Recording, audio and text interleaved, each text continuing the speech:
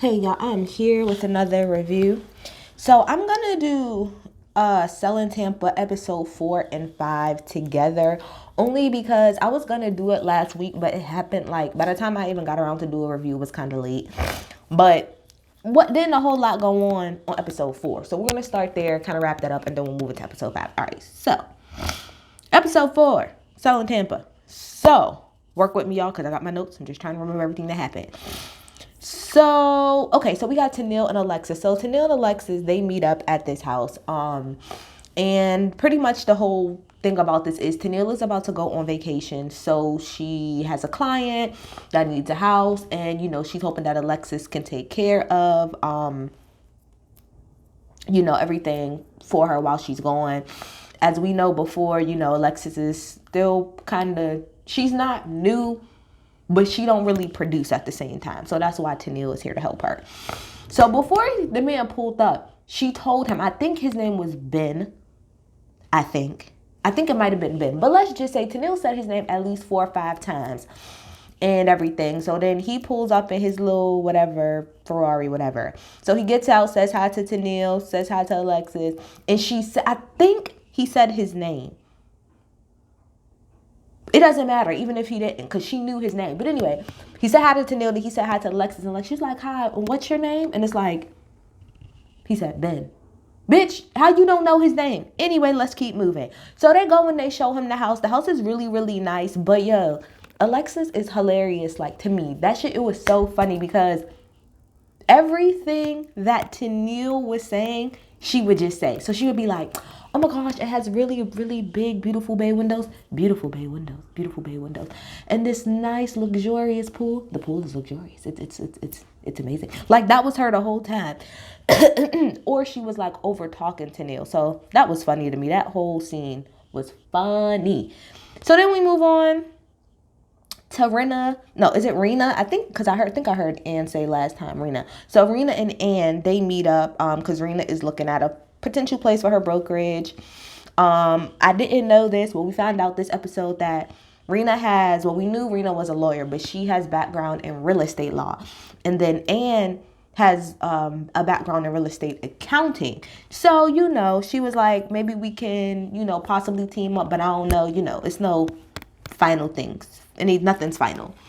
So Ann is talking to Rena and pretty much saying that she pretty much is getting a lot of bad energy from Colony, like with this whole situation about the brokerage and stuff like that. But Ann brought up a really good point. She said, if I die today, I will be replaced tomorrow. And that is the point that we are all trying to get Colony to see. Yes, Rena and Sherelle are cool. And they were friends before all of this. But at the end of the day, business is business. So just like she said, like if Rena was to quit today, do you really think that Sherelle wouldn't replace her because, oh, that's my friend and I don't want to give up her spot? No, she'd replace her because business is business. Okay, all right. So then Colony and Joanna, they're showing apartments in the same building. They end up talking for a brief second. That conversation was pretty much Colony saying to Joanna, like, well, I don't really know what your position is like here. Like, what is your position pretty much in this company? I don't really understand what it is. You could try to be closer to us girls. And it's weird because, sorry, I'm jumping ahead. I am jumping ahead. Sorry, hold that for 1 second. I'm jumping ahead because we found out that Colony and Joanna was showing the same apartment building. I'm sorry, I'm a little all over the place today.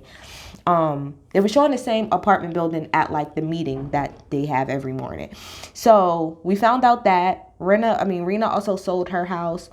Sherelle called Ann a superstar, and Ann was like, I just feel like she did that because she pretty much trying to kiss my ass for what happened last time. And Ann brought up pretty much the fact that she don't feel like Joanna should be a part of those meetings, which I agree. If she doesn't have the official title of HR, if that's just something that everybody calls her just to be funny, she shouldn't be in those meetings. I agree. They asked Carla how Carla was doing with her whole thing. Carla says she has a buyer coming in. Joanna also sold I think a house as well. So then Sherelle brings up them going to Miami. She's pretty much going to pay for them to go to Miami because there is a company called, is it Mayel Organics, and they want to buy a home in 2 damn days. That's $10 million. So they really down there to work. Okay. So Juana and Sherelle talks, and Sherelle's gonna set Juana up on a date. So then we have Alexis, and she is showing Tennille's client, I believe his name is Ben. She's showing him a house. The house is $14 million. She would get $450,000 commission. This is what really makes me mad about this whole situation. $14 million is the house.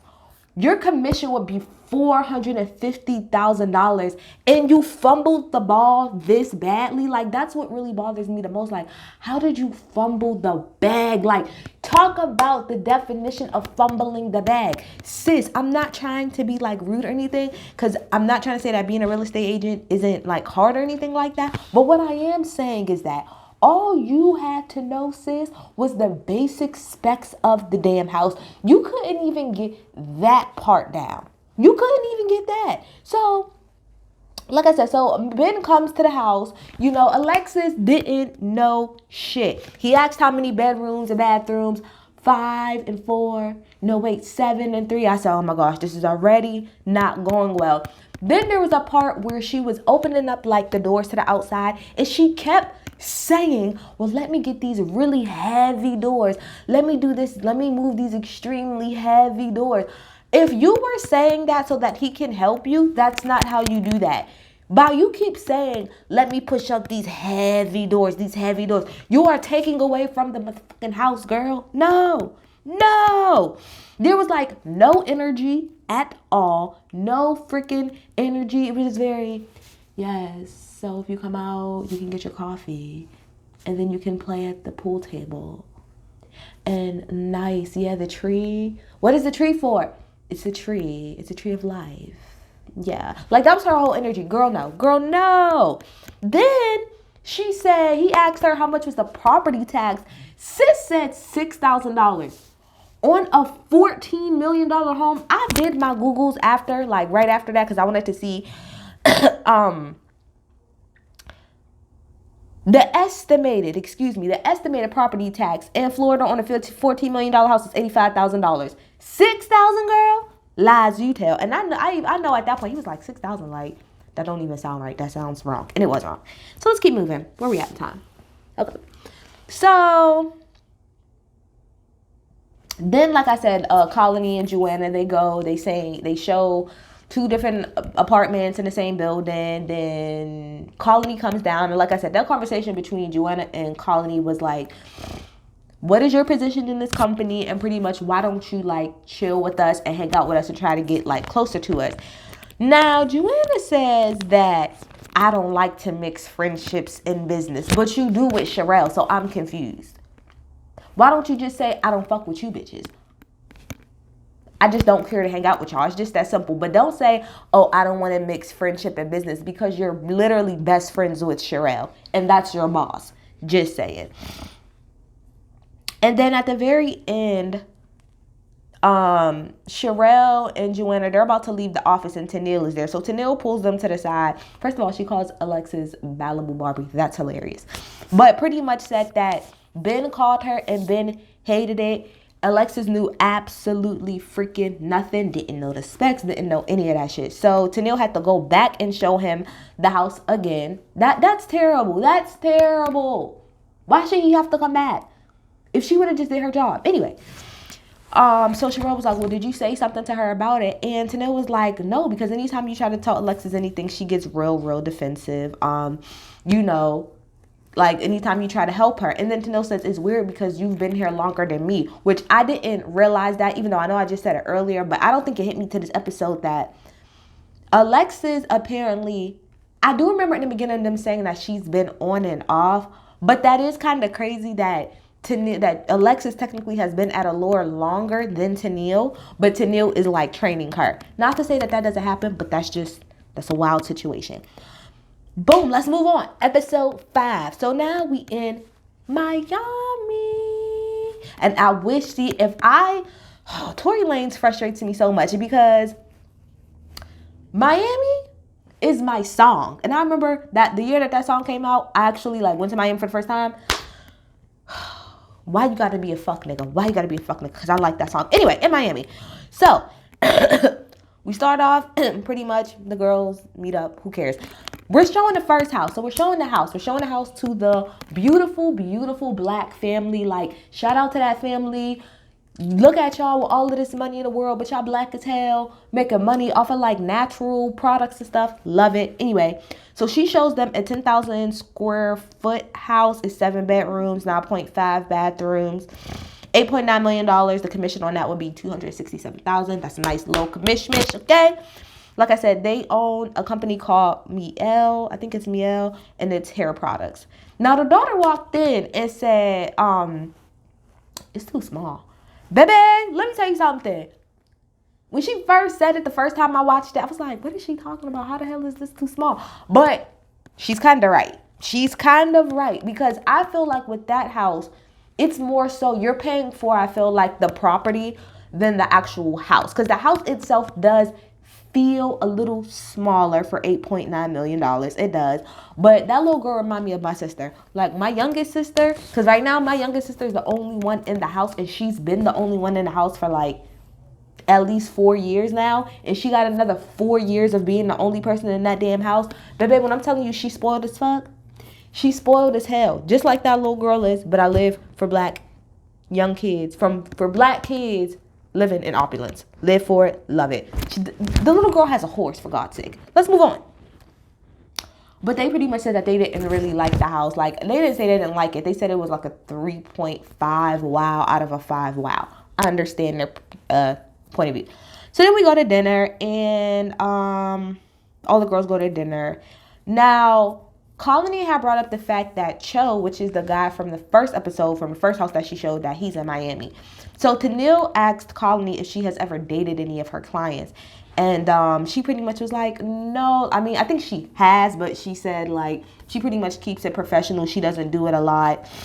And then I think Tennille says something to the effect of like, well, do you Airbnb like your house? Like, do you Airbnb your room to your clients? So Alexis jumped in and was like, don't say that. Like, that's not nice, you know, pretty much to try to defend Colony. And then Tennille was like, well, I'm not talking to you, so you can mind your business. Because, see, she already don't like you, and she already got problems with you because you almost fucked up her sale. Just saying.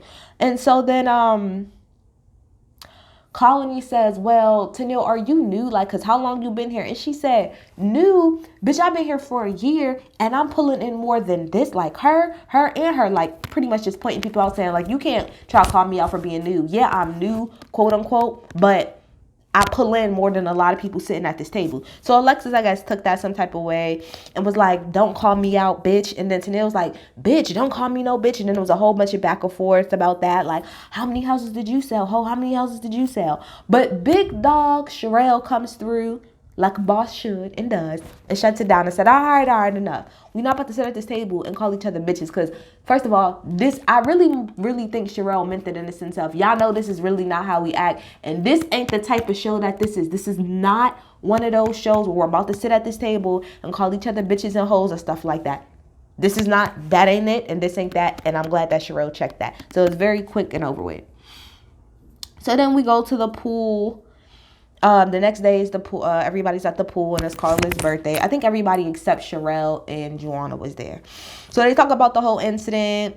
Tennille comes. Her and Alexis pretty much apologize to each other. But Tennille said in her confessional, like, you're still a non-producing ass bitch, which is hilarious to me. Okay? So, and then Cho ended up showing up, and he's looking at his fine ass. Moving on. Joanna and Sherelle, they're off because they had 24 hours pretty much to find another house for the clients that they had.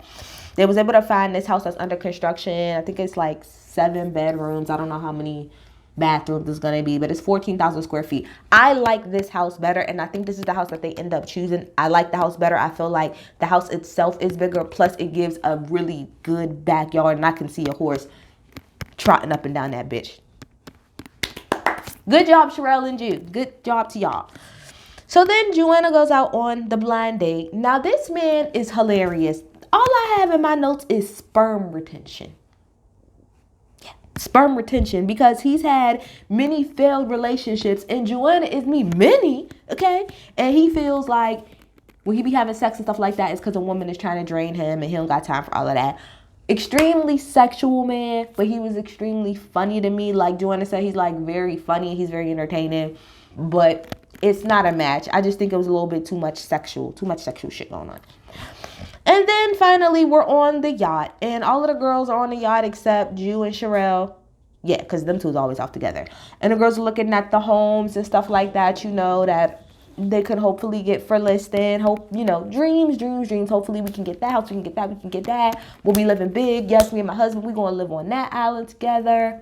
Those type of vibes, okay? The same island that Lisa from Real Housewives of Miami live on, that's the island pretty much that they was looking at. And I remember when I went to Miami, one of the touristy things that people will come up to you and ask is if you want to get on a boat and pretty much ride around and look at those houses. I'm good. If I can't go inside, I'm pretty good. Anyway, so let's keep going.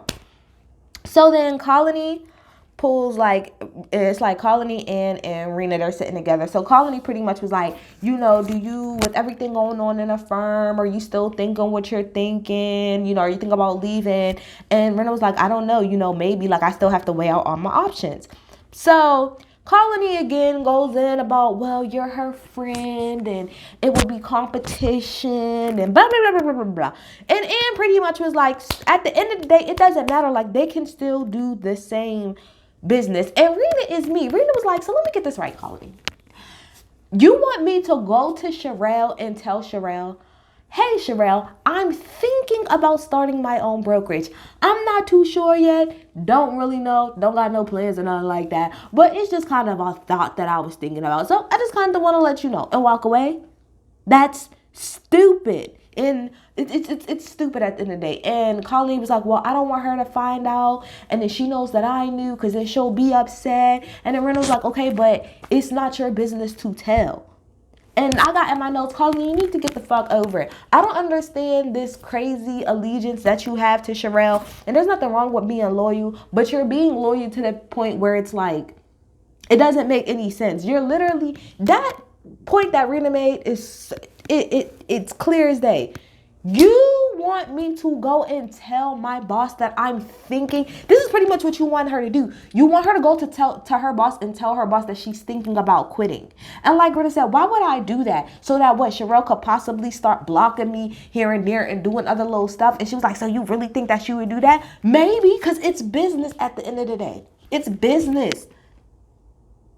Why would she do that? That makes absolutely no fucking sense to me. So then dinner happens with all of the girls, and Rena is sitting next to Sherelle. So she just pretty much brings it up because obviously she knows, because she asked Colleen, was Colleen going to say anything? And she said no, but we all know Colleen's going to open up her fucking mouth. So I appreciate what Rena did. Rena was like, look, Sherelle, normally I wouldn't do this at dinner, but Colleen obviously is feeling some type of way and it's bothering her. So I'm going to just tell you, I did bring up to Anna Colleen that I was thinking about starting my own brokerage.